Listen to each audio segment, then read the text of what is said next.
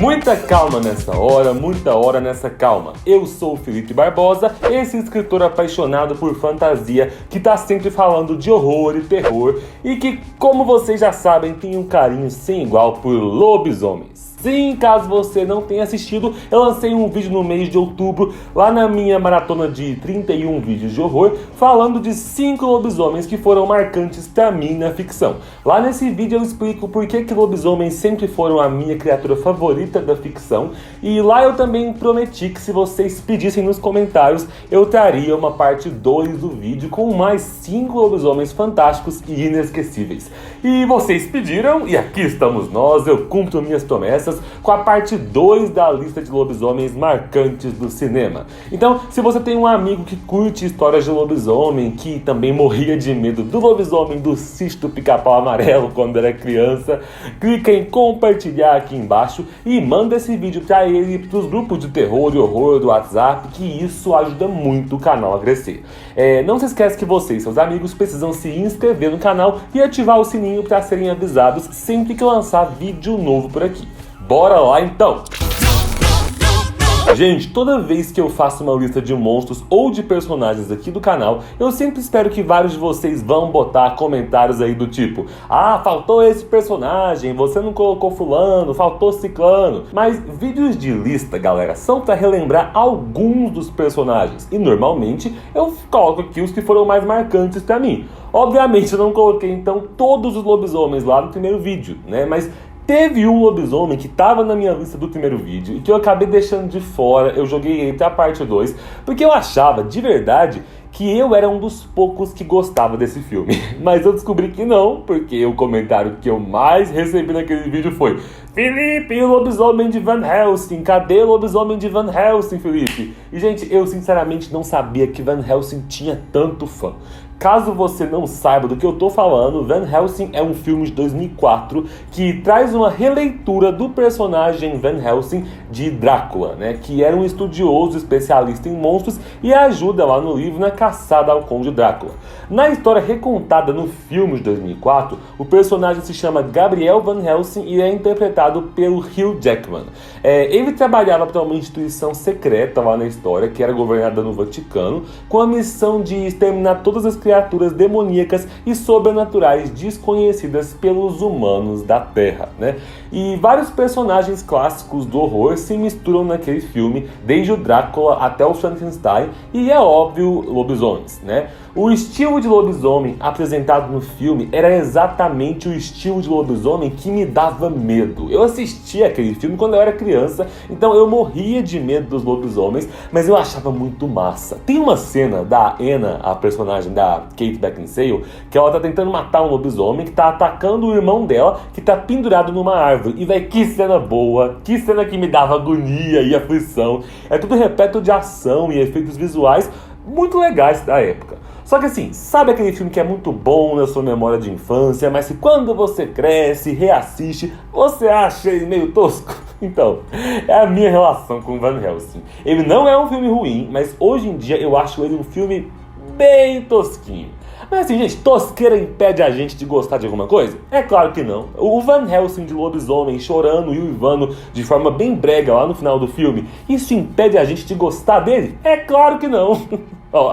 Eu sei que falar que o Van Helsing vira lobisomem é meio que um spoiler, mas esse filme já é velho, então eu vou considerar que os spoilers estão liberados aqui. Na verdade, isso vai valer para todos os filmes dessa lista, são todos filmes velhos, então eu vou soltar um spoiler ou outro aqui, mas nada que estrague a sua experiência. Enfim, então, mesmo achando que Van Helsing é um filme que é um pouco tosco, assim como todo bom filme de ação dos anos 2000 que passava na tela quente, eu acho que os lobisomens apresentados ali são também um dos melhores lobisomens, o formato de lobisomem, sabe? São um dos melhores já utilizados no cinema de fantasia mais dark aí. Então, o jeito que os lobisomens ali se transformavam, né, pros efeitos visuais da época, era muito foda. Eles rasgavam a pele daquela forma, né? Não parecia muito realista, mas era uma transformação rápida e impactante para um filme desse gênero. E eu tenho certeza que esses lobisomens também ajudaram esse filme a se eternizar aí na mente de muitos de vocês. E eu apoio um retorno de Van Helsing aos cinemas. Quero saber se vocês apoiam também. Me digam aí. Vocês apoiam? Deixa aqui nos comentários que eu quero saber. Passando pro próximo filme da lista, todo bom fã de Stephen King não pode deixar de conhecer Silver Bullet, conhecido por muitos como Bala de Prata, que seria a tradução literal, né, do filme, mas é mais conhecido no Brasil pelo título que recebeu em português, A Hora do Lobisomem. Eu tô falando aqui tanto do filme quanto do livro também. O livro foi lançado em 1983 com o título original de Cycle of the Werewolf, que foi traduzido para A Hora do Lobisomem. E o filme foi em 1985 com o título Silver Bullet, e foi daí que a história ficou conhecida também como Bala de Prata. Se passa em uma cidadezinha pequena chamada Tarker's Mills, que fica onde? Onde? Em qual estado norte-americano? Você aí, fã de Stephen King, já responde em qual estado ela fica. É isso mesmo, senhoras e senhores, no Maine, obviamente. Inclusive, Tarker's Mills é vizinha de Chester's Mills, que é a cidadezinha do livro Sob a Redoma. Enfim, lá em Tarker's Mills, então, algumas mortes misteriosas começam a acontecer com alguns dos moradores que são dilacerados de forma bem brutal. A polícia e a população acreditam que é um assassino em série que ataca em lua cheia ou alguma espécie de animal, e isso começa a gerar conflitos entre os habitantes da cidade e a polícia, já que os habitantes querem fazer justiça com as próprias mãos. Nós acompanhamos então o Marty, que é um garotinho paraplégico, e a sua irmã mais velha, a Jane, que é meio que a narradora do filme. E o Marty, ele tem um presente que ele ganhou que qualquer criança gostaria de ter, que é uma cadeira de rodas motorizada, que na prática parece mais uma moto e tem até um nome, Bala de Prata, que é daí que vem o título do filme. Não é só porque a bala de prata pode matar lobisomens, né? Mas enfim, tanto no livro quanto no filme, o Marty vai ser uma figura central ali com a sua cadeira de rodas motorizada para ajudar a descobrir quem dos habitantes da cidade é o lobisomem. E eu confesso que essa é uma das partes que eu mais gosto na história. Desde a infância, um dos pontos de filmes de lobisomem que mais me agrada é quando a história gira em torno de descobrir qual é a identidade humana do monstro. Quando você conhece os personagens ali da cidade, mas não sabe qual deles é aquele que se transforma no lobisomem. Eu acho que no filme esse mistério é bem óbvio de desvendar, mas no livro, apesar de também não ser difícil de descobrir, toda a resolução e a surpresa acontecem de uma forma bem interessante. O visual do lobisomem do filme é um visual que, para um filme de 85, eu acho legal, eu acho bem feito, e eu gosto muito de uma pegada que a direção usa, que é assim, eles quase nunca mostram o corpo do monstro inteiro, eles sempre mostram só partes do corpo dele, que é um recurso que muitos filmes de terror usam quando eles sabem que não tem orçamento suficiente ou efeitos visuais de muita qualidade para fazer um monstro que não seja tosco. Então a câmera mostra sempre só uma parte do lobisomem e a nossa imaginação completa o restante de forma mais assustadora do que seria se eles mostrassem tudo. Ainda assim, comparando o livro com o filme, eu acho o filme bem pior do que o livro, porque eu acho que o filme se perde muito, tendo às vezes um tom muito cômico pela tosquice de algumas partes, e já o livro eu acho que é uma das leituras mais tranquilas de Stephen King, porque é um dos livros menos complexos do autor. Ele divide a leitura em meses do ano, então você acompanha o que acontece ali na cidade de janeiro a dezembro de uma forma bem fluida, bem mais fluida do que em outros livros do próprio autor. Eu recomendo então que você leia o livro antes do filme, porque assim, o filme, ele não é ruim, mas se você não tiver assistido ele no século passado, ou se você não tiver lido o livro, então se você não tiver nenhum vínculo de nostalgia com a história, eu acho que pode ser que você não goste do filme isoladamente. O próximo filme aqui da lista é um título que eu gosto bastante e eu sei que muitos de vocês aí gostam também. Eu tô falando de Cães de Caça, que eu acho que é mais conhecido pelo seu título em inglês, que é Dog Soldiers. Se você nunca ouviu falar dessa pérola, esse filme foi lançado em 2002 e nele a gente acompanha um grupo de militares que é levado para uma área de mata densa ali para uma operação de treinamento. Só que essa operação de treinamento ela vai acabar sendo bem mais brusca do que eles esperam, porque eles não sabem que essa área está dominada por uma alcateia de lobisomens. Aí, enfim, os soldados eles vão acabar então buscando abrigo dentro de uma casa, só que até mesmo essa casa no meio da mata pode não ser tão segura quanto eles imaginam. Hoje em dia, depois de ser treinado por tantos filmes de terror, eu deixei de sentir medo das criaturas de filmes. Só que na época em que eu vi esse filme aqui, eu também era criança e, na verdade, a maioria dos filmes de lobisomens que eu já vi, eu vi na infância / adolescência. E, gente, na época tinha duas coisas que me davam muito medo nos lobisomens de Dog Soldiers. A primeira é o visual deles. Eles são muito grandes, eles são super altos, eles mal cabem dentro da casa quando eles entram lá. A cabeça deles fica batendo no teto, inclusive. E o corpo deles é muito sinistro, porque parece o corpo de um humano, mas é um corpo de um humano com aspectos de um monstro, né? Com um cabeção de lobo, assim, por cima do corpo. É uma coisa meio bizarra, mas bizarra no sentido bom, sabe? Eu acho que a bizarrice deles funciona muito bem ali pra compor o clima do filme. E a outra coisa que me dava muito medo nesse filme era a noção de uma alcateia de lobisomens. Eu achava desesperador saber que tem um grupo desses monstros caçando a galera. E não é só isso, não. Ao contrário da maioria de filmes de lobisomens, onde os monstros são meio burros, né, porque eles são feras irracionais, aqui os lobisomens eles são inteligentes pra caramba, eles caçam juntos e eles conseguem até montar emboscadas, traçar estratégias para pegar suas presas, né? Então tudo isso dá um ar de perigo a mais ali pros lobos do filme. No quarto ponto dessa lista, a gente não poderia deixar de falar também do filme Lua Negra, Bad Moon, no título original. Eu gosto bastante desse filme porque eu acho o roteiro dele bem massa. Quando eu digo assim, o roteiro bem massa, eu quero dizer o quê?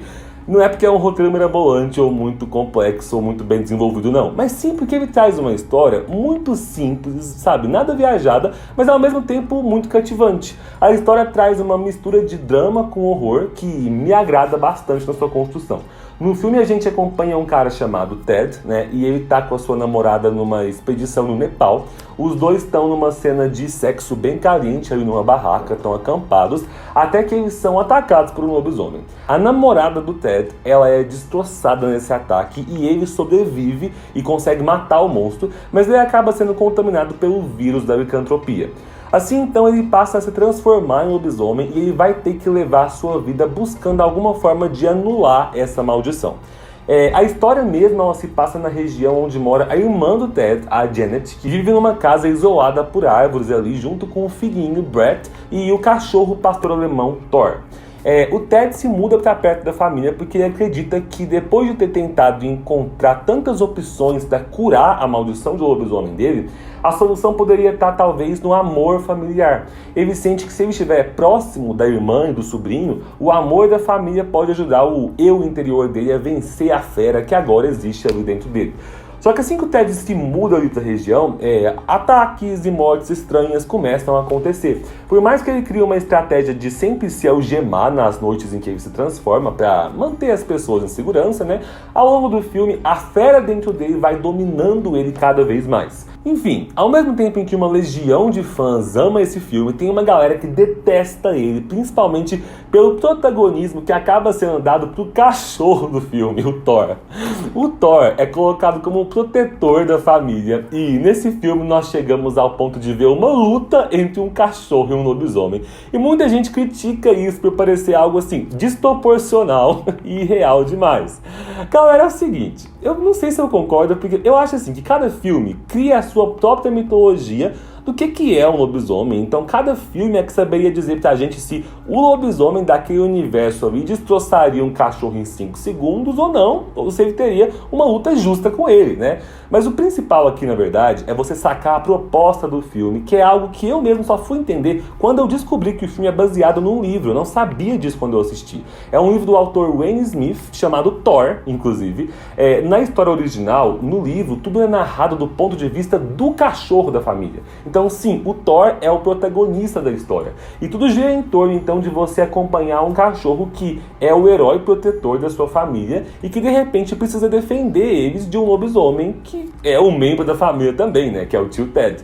Então, assim, dá pra você entender melhor todo o lance do cachorro lutar contra o lobisomem no filme quando você entende essa proposta vinda do livro de mostrar o personagem do cachorro como herói. Eu confesso que eu tô desde o começo desse vídeo tentando fazer alguma piadinha bem legal, né, com o fato do cachorro se chamar Thor e ser representado como um herói, mas só vieram piadas bem ruins na minha cabeça, então eu vou me manter em silêncio aqui nesse momento. Enfim, eu não li o livro ainda, mas eu acredito que no livro dê para acompanhar bem mais os conflitos do próprio cachorro, porque mesmo no filme já é muito massa você ver como o Thor sabe desde o início que o Ted não é um ser humano comum e que ele precisa proteger a sua família daquele monstro que tá ali chegando perto do seu território. Então, quer você tenha lido o livro ou não, eu recomendo assistir Lua Negra, é um filme legal. Os efeitos visuais são horríveis, sério, a transformação do lobisomem é tipo uma das piores transformações que eu já vi no cinema, mas ainda assim, a transformação não estraga o restante do filme, que é muito massa, recomendo, assistam. Sobre esse último filme, é muito complicado falar dele pra mim. Eu não posso dizer que é um filme que eu gosto. Na verdade, à primeira vista, se for analisar de forma bem rasa, é um filme que eu achei meio sem graça. Só que assim, eu já reassisti esse filme e eu parei para fazer uma análise mais crítica dele. E hoje em dia eu consigo ver muitas coisas boas nesse filme. Eu entendo porque que tem uma galera que curte ele pra caramba, tem gente que chega a classificar ele como um filme cult. A princípio ele parece ser simplesmente um filme de terror adolescente bobinho, mas na verdade ele é uma grande metáfora pra puberdade e pra demonização do corpo feminino. Eu tô falando de Ginger Snaps, que em português tem o péssimo título de Possuída. Nele a gente acompanha as irmãs Ginger e Bridget, que são duas irmãs completamente maníaco-depressivas, que têm uma visão mórbida do mundo e têm um fascínio bizarro e surreal pela morte e pelo suicídio. Pra você ter noção, por exemplo, quando elas tinham 8 anos, elas fizeram um pacto de cometer suicídio antes de completarem 16 anos. Entendeu? Isso mesmo, é nesse naipe aqui. Acontece que as duas irmãs tinham um amadurecimento tardio do corpo delas. A Ginger, ela tinha 16 anos, só que ela ainda não tinha nem menstruado pela primeira vez. E isso era uma coisa que preocupava a mãe delas. Acontece então que numa noite ali, quando as duas estavam indo atrás de um cachorro de uma garota que fazia bullying com elas na escola, as meninas se deparam com esse cachorro morto, né? E ele foi morto por uma fera que tá atacando cachorros da vizinhança por aí. Tá vendo só, gente? Lá no Lua Negra, o cachorro Thor vence lobisomens. Aqui, o lobisomem come cachorrinhos no jantar. Então, cada universo de ficção com a sua mitologia e biologia de lobisomens e cachorros por aí. Beleza? Tá, voltando aqui então. Acontece que no meio dessa noite, a Ginger tem a primeira menstruação dela. E o cheiro do sangue de menstruação atrai o lobisomem ali da região e ele ataca ela brutalmente. Só que a menina sobrevive ao ataque e fica contaminada pelo vírus, né? E, gente, a partir daqui, por mais que eu não tenha gostado tanto do filme na primeira vez que eu vi, eu tenho que reconhecer que ele é o filme mais original sobre lobisomens que eu já assisti. Porque a forma como ele lida com a transformação da Ginger é muito interessante. Ela não simplesmente se transforma num lobisomem sempre que a lua cheia, por exemplo. Ela começa a se transformar na fera de pouquinho em pouquinho, bem gradualmente. A cada dia o corpo dela ganha uma característica a mais. E tipo assim, no começo as características que ela vai ganhando vão deixando ela mais forte, mais autoconfiante, né, mais assim, bonita, né, do ponto de vista dos outros. E ela vai aproveitando isso ao máximo. Só que logo ela entende que a transformação vai continuar acontecendo gradualmente, dia após dia, até chegar o momento em que a menina vai virar um lobisomem por completo e não vai voltar à sua forma humana nunca mais. Bem interessante nesse filme é ver como todas as mudanças que vão acontecendo no corpo da garota são encaradas pelos personagens adultos no começo do filme como simplesmente mudanças da puberdade. E ninguém, com exceção da irmã dela, parece levar a sério tudo o que está acontecendo ali. O filme ele consegue então abordar assuntos como sexualidade, DSTs, tem uma pegada interessante ali ao tratar sobre machismo no filme e ainda assim ele funciona como um entretenimento de horror. O modo como o filme trata a abordagem da criatura lobisomem nesse filme, por se tratar de uma garota, é bem diferente de tudo que eu já tinha visto. E nisso eu acho assim, que o filme ele ganha bastante, apesar de que ele também traz muitas coisas problemáticas na construção da protagonista que precisam ser discutidas. A relação entre as duas irmãs, por exemplo, ela é uma parte interessante de ser observada, até que fez o filme render mais duas sequências, né? O Ginger Snaps 2, que é focado na irmã mais nova, e o 3, que é focado na origem dos ancestrais da família delas. E, gente, sobre essa trilogia, eu ainda quero ter a chance de falar mais dela pra vocês. Principalmente sobre o terceiro filme, que é um filme de época, né? E ele traz uma visão completamente diferente pra história dessa saga. E assim, eu fico sempre então nesse conflito, sabe? Quando eu falo sobre Ginger Snaps. Porque eu acho que é um filme que ele traz ideias muito boas. Mas quando eu assisto ele, eu não consigo achar que ele é bom. Mas ao mesmo tempo, não dá pra falar que ele é ruim. Ele tem muita coisa ruim, ele tem muita coisa boa. Então vocês Vocês me entendem? É esse conflito interno aí. É por isso que eu quero reassistir esse filme mais uma vez e fazer uma discussão bem mais profunda sobre essa trilogia com vocês num futuro vídeo aqui do canal. Me digam aí então se vocês apoiam essa ideia. Então é isso aí, deixa aí nos comentários se você quer, né, o vídeo sobre Ginger Snaps, se você quer mais vídeos sobre lobisomens, quais lobisomens faltaram nessa lista aqui e quais outros temas vocês querem ver aqui no canal. Muito obrigado então pela companhia, um beijo e tchau!